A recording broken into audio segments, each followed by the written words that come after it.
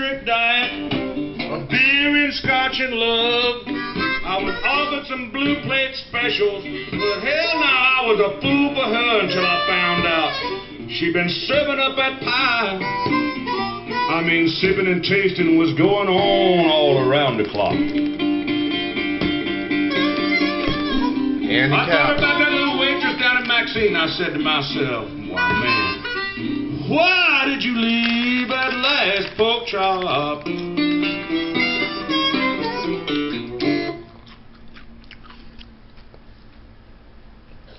He's so smart, man. I just can't believe how smart kids are today.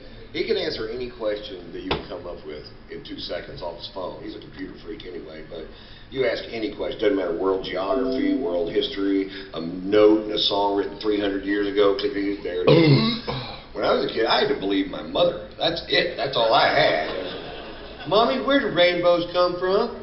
Well, 3,000 years ago, an 800-year-old man named Noah was commissioned by the Lord to build a giant ship, and all the animals, 2 by 2. You try to run that crap by a kid today, they're like, click, click, bullshit. Click, click, porn. People fucking on the phone.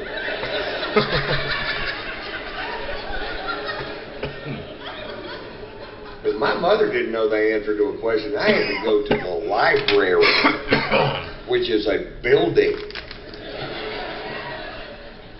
where they used to store the knowledge. Now it's just a place where homeless people piss. Well, my mother used to drop me off at the library when I was a kid, and I was always so intimidated by it because it was so big, and you had to be quiet because the knowledge is sleeping. You had to learn a decimal system made up by some fuck named Dewey. Then you had to peruse a 100,000 square foot building with volumes of knowledge from floor to ceiling, ceiling to floor. You had to cross-reference Dewey's bullshit with the author's name and the card catalog. And you finally get to the place where the knowledge that you seek is supposed to be, and it might not fucking be there. Where's the knowledge that I seek? Yeah, somebody else has got it. When are they going to bring it back? They keep it for a month for a nickel. How am I supposed to learn what I need to know? You asked your mother? My mother doesn't know how to work a projector.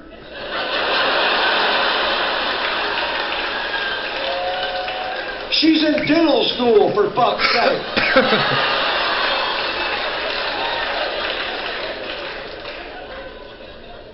Don't try to do the math on that bit. It'll just fuck you up. The guy actually stopped my show a few weeks ago. And he goes, well, now, wait a minute. Now, if this summer you were back in Las Vegas, and that's when you broke your tooth, and that's when your mother went to dental school, and now you're 7 years old, you say your mother's already done it. Like, what, dude, really? You had no problem with Pearl jumping on my stomach and saying she could have all my babies at the same time. But the math on this one jump has got you so fucked up, you just have to talk. Yeah.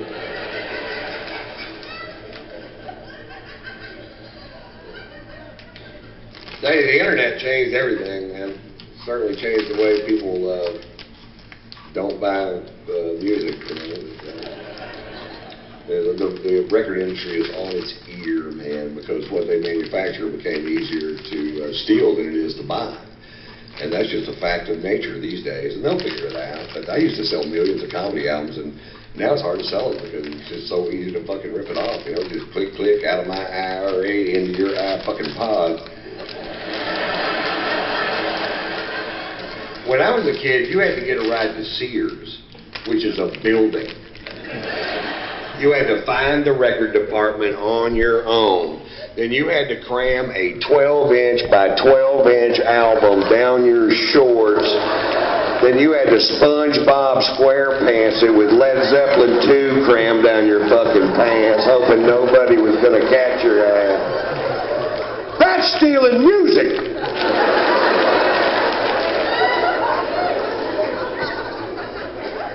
We didn't have Viagra. You had to like somebody to fuck them. I'm kidding, you didn't either. You didn't either. Grudge fucked the hell out of them. We didn't have Blue Mountains on our beer cans to tell you if they were cold. You had to open the refrigerator and reach in there and touch that beer can, or you'd never know.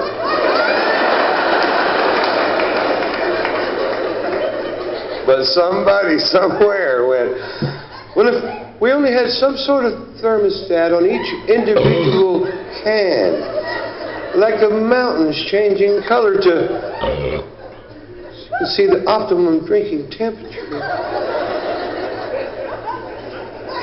Thank you, Rocky Mountain.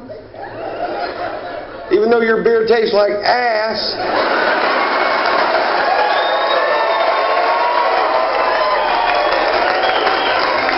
Those mountains should turn brown.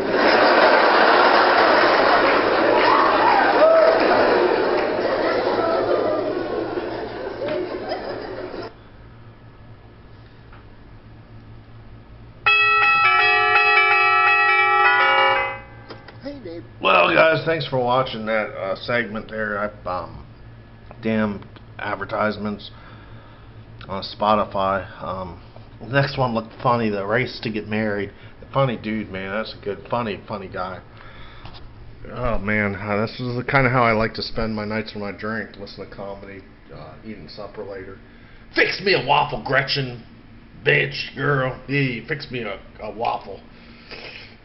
And take my temperature while you're at it, pretty foxy lady. Man, I don't know. Oh man, I turn into butter. I melt in the presence of hot chicks. That's just me. They could slap me silly, hot chicks. I don't give a flying rats. You know, 2 shits. Flying fuck rats ass. Yeah, 2 shits. Yeah. And cheers. I'm about to finish this Natty Daddy.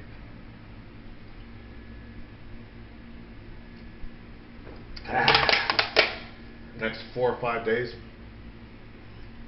I'm going to catch up and upload all this. Thanks for watching. Catch you guys soon again here.